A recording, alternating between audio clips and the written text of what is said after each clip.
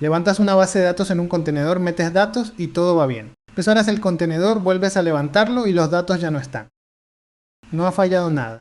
No hay ningún error en ningún registro. Ha funcionado exactamente como está diseñado y ese es el problema. En este vídeo vas a ver dónde viven de verdad los datos de un contenedor, las 3 formas de sacarlos de ahí y cuál va en cada caso, porque elegir mal es lo que hace que se pierdan. Antes de entrar, YouTube no siempre avisa de los vídeos nuevos, así que en la descripción te dejo el blog para suscribirte al boletín. Entra solo si quieres seguir aprendiendo esto. Empezamos por lo que hay que entender antes de nada. Una imagen no se puede modificar, es fija. Cuando arrancas un contenedor se le pone encima una capa nueva y todo lo que ese contenedor escribe va a esa capa. Si esa capa nace con el contenedor y muere con él. Cuando lo borras, se borra ella. Y ahí está el malentendido. Parar un contenedor no es borrarlo. Un contenedor parado sigue existiendo y sigue teniendo su capa, con tus datos. Por eso a veces los datos aparecen y a veces no, sin que entiendas por qué. Depende de si lo que hiciste fue parar o borrar. Y hay una opción muy usada que borra sin avisar. Esa opción, la que quita el contenedor al terminar. Es comodísima y la usa todo el mundo y lo que hace es exactamente borrarlo. Así que hay que sacar los datos de ahí y hay 3 formas de hacerlo que no son alternativas de gusto, cada una es para algo distinto. La primera y la que quieres para una base de datos, un sitio con nombre que gestiona el propio Docker. Le pones un nombre y le dices qué carpeta de dentro del contenedor va ahí. Y ese sitio no es una carpeta tuya, lo guarda Docker donde él quiere y tú solo lo conoces por el nombre. Eso, que parece una pega, es justo la ventaja. Y al no ser una carpeta de tu sistema te da 3 cosas. No hay líos de permisos ni de rutas. Funciona igual en cualquier ordenador y va rápido. La segunda forma, enganchar una carpeta tuya de verdad con su ruta.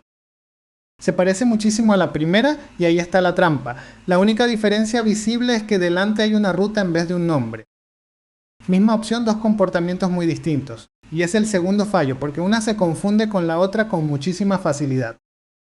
Esta segunda forma es para cuando quieres ver y tocar los ficheros, tu código mientras desarrollas para que los cambios entren sin reconstruir la imagen. Y tiene un peligro que hay que conocer, lo que hay dentro del contenedor en esa carpeta desaparece de la vista mientras dure. No se borra, pero se tapa. Y de ahí sale un clásico. Enganchas tu carpeta de código y de repente la aplicación dice que no encuentra sus dependencias. Estaban dentro del contenedor y tu carpeta las ha tapado. Y la tercera forma, una carpeta que solo existe en memoria.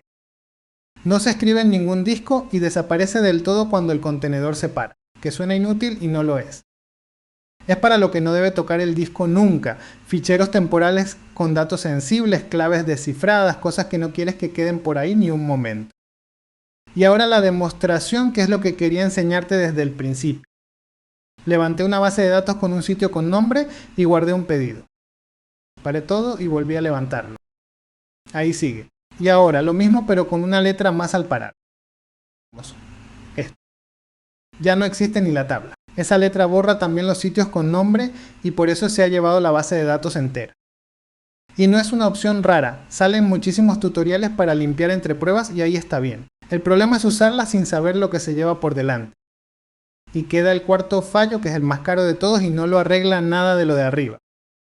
Que tus datos sobrevivan al contenedor no es lo mismo que tener copia de seguridad. Y confundir las dos cosas es lo que hace que alguien pierda una base de datos entera. Un sitio con nombre está en ese ordenador y en ningún otro. Si se estropea el disco, se va. Si borras el sitio sin querer, se va. Si el ordenador es un servidor que se destruye y se recrea, se va. Una copia de seguridad es otra cosa. Es un fichero en otro sitio que se hace solo y que has probado a restaurar alguna vez. Lo último es lo que casi nadie hace. Y para una base de datos eso no se hace copiando la carpeta, que además puede darte un fichero corrupto si estaba escribiendo. Se hace con la herramienta de volcado que trae la propia base de datos.